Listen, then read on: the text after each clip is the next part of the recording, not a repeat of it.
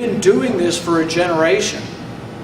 Now, some Republicans like to stand up and just say, oh, it's just Obama and those damn Democrats. But you know what? It's been going on longer than that. It's a generation. During the 8 years that Republicans were in charge, we doubled the debt from $5 to $10 trillion. Republicans added the largest entitlement program since LBJ. That's the Medicare prescription drug plan. It's going on both sides. I say it's the system that's broken because you have pork barrel spending that's based on the seniority of those in office. So you've got a guy like Robert Byrd over in West Virginia has been up there for 50 years. They've paved almost every inch of West Virginia, but the projects are being spent based on his seniority, not on the quality of the projects. But on the Republican side, Republicans have been in charge of Alaska at the federal level for probably a generation. And you remember the road to nowhere that everyone was talking about in the presidential campaign? That was an earmark by Republicans. So you've got them on both sides. The system is flawed because we keep them up there too long. I think there needs to be a turnover. There need to be people like myself who are physicians or plumbers or teachers that will go up there and serve and come back home. I say, even if you think I'm the greatest candidate in the world, bring me home after 12 years at the longest.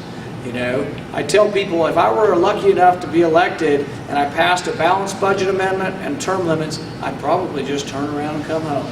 Because those two items I think would fix a large part of the system.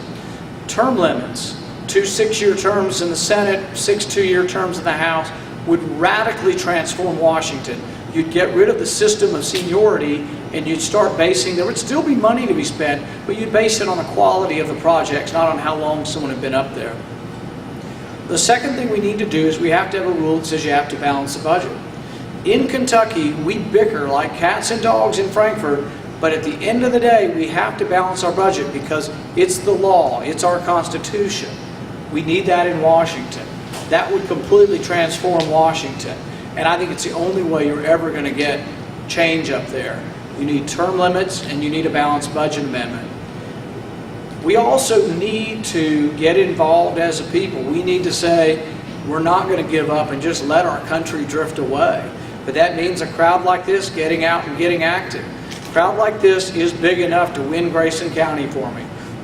That is, if I get 100% of you. If I get 90%, you may not be quite enough. But let's say 100% of the people here decided you were going to support me and went out and told your friends. Grayson County only has 500 Republicans that will vote. You've probably got more Republicans than that, but in the primary, only about 500 people will vote in the Republican primary. In fact, there may be people here who like my message who aren't even Republicans. If you want to vote in the Republican primary, you've got to register as a Republican by December 31st. So you can participate, you can have an effect. In a primary, very few people vote. Still, the Democrat primary is much bigger than the Republican primary. The Republican primary is growing, but it's only about 200,000 votes. There's 1 million Republicans. That means only 20% of Republicans will go out and vote in the primary. You get 10% of the Republicans to vote for you, you can win the nomination.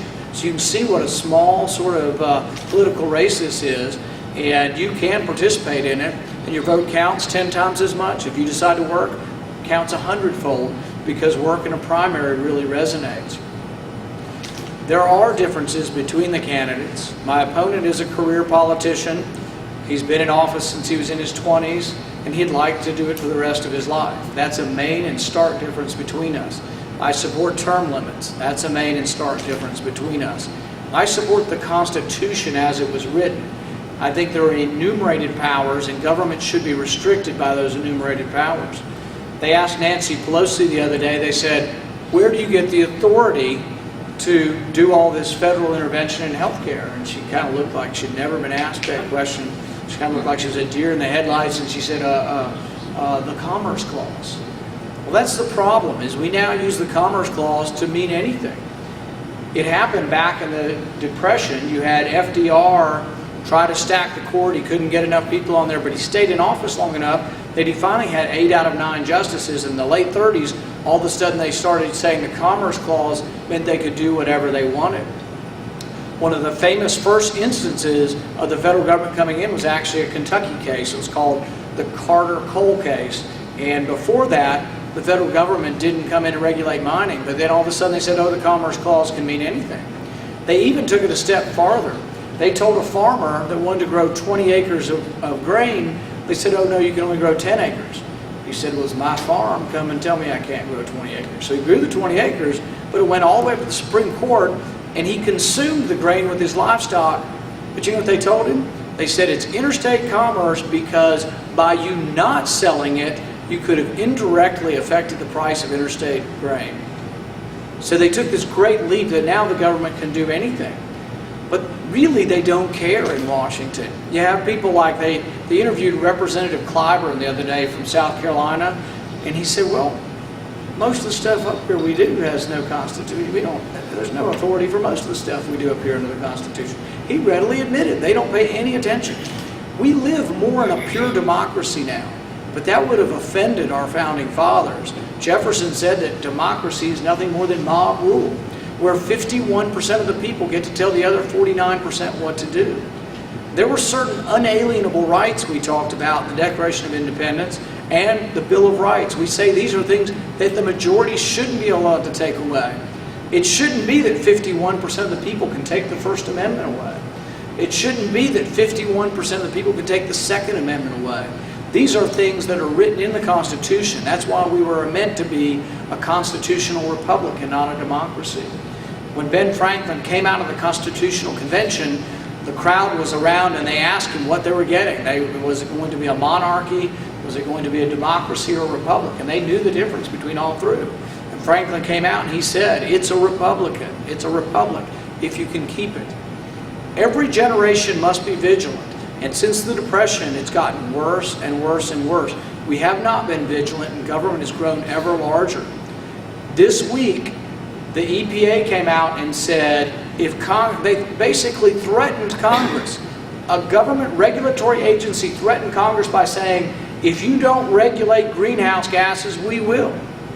They're an unelected regulatory body, and they're threatening Congress that they're going to have their own cap and trade. They will shut down the coal industry without any vote of Congress or people who we elected.